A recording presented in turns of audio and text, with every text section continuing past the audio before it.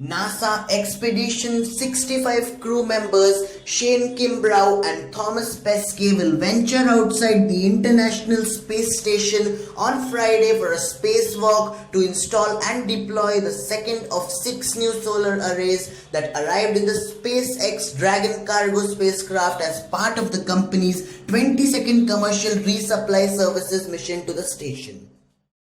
The 6.5-hour spacewalk will see Kimbrough and Pesquet working on the far end of the left side of the station's backbone truss structure to upgrade the 4B power channel with the installation and deployment of an ISS rollout solar array. NASA flight engineers Megan MacArthur and Mark Van Der Hey will assist the duo from inside the space station.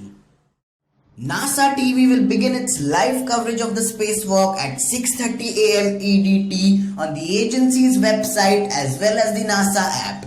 The spacewalkers will exit the station's Quest airlock shortly after they set their US spacesuits to battery power at about 8 a.m. EDT on Friday.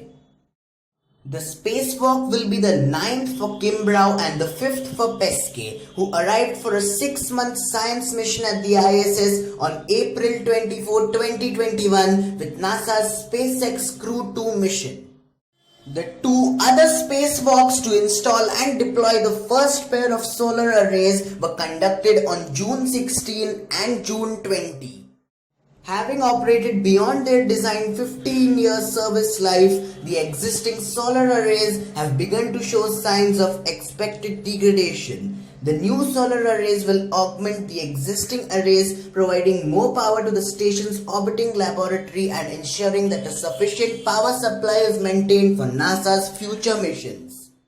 So that's it for today's video. If you want to know about the Perseid meteor shower occurring in July 2021, click the video on the right of your screen. Thank you so much for watching this video.